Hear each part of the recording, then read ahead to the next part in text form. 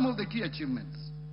Since the rollout of better or bottom-up economic transformation agenda, the agriculture sector has registered key gains that include the following: reduced fertilizer costs through government subsidy programs, increased marketed agricultural production, expanded food security interventions, and strengthened farmer support services targeting both smallholder and commercial farmers.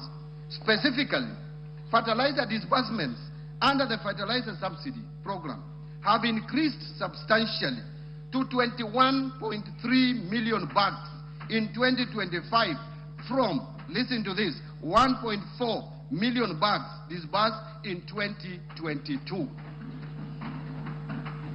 While the cost of a 50 kilogram bag of fertilizer declined from 7,500 shillings per bag to 2,500 shillings per bag.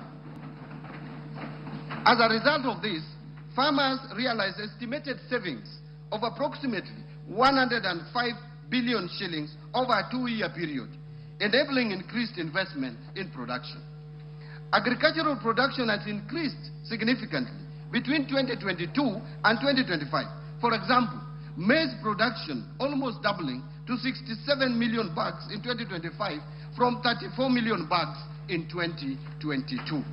While maize imports have declined substantially to 3.3 million bags from 9.9 million bags over the same period, reflecting improved domestic efficiency.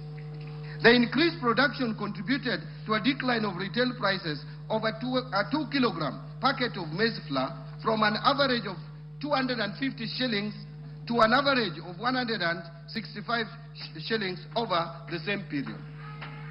Paddy rice production also increased significantly to 303,724 metric tons in 2025 from 192,299 metric tons in 2022. To support expanded cultivation, the area under rice production in public irrigation schemes increased from 48,324 acres to 71,624 acres. Potato production increased to 2.5 million tons in 2025 from 1.8 million tons in 2022. And milk production increased to 5.5 million liters in 2025 from 4.6 million liters. Let me repeat that. Production of milk has increased from 5.5 billion liters in 2025 from 4.6 billion liters in 2022. The increased production has improved food security, reduced dependence on food imports, and contributed to more stable food prices and higher farmer incomes. Mr. Speaker and honorable members, farmers across the other sector, various value chains, have enhanced production and benefited from higher earnings. Tea production has grown to 550.4 million kilograms in 2025 from 535 million kilograms in 2022, while tea export earnings rose significantly to Kenya shillings 187 billion from Kenya shillings 163 billion over the same period. To support rehabilitation of aging plantations and expansion of coffee acreage, the government distributed coffee seedlings progressively across the years, including 85,000 seedlings distributed in the financial year of 23-24, 809,000 seedlings in financial year 2024-2025, and 3,127,769 seedlings in financial year 2025-2026, and a further 2,242,769 coffee seedlings under the March to May 2026 long-range program.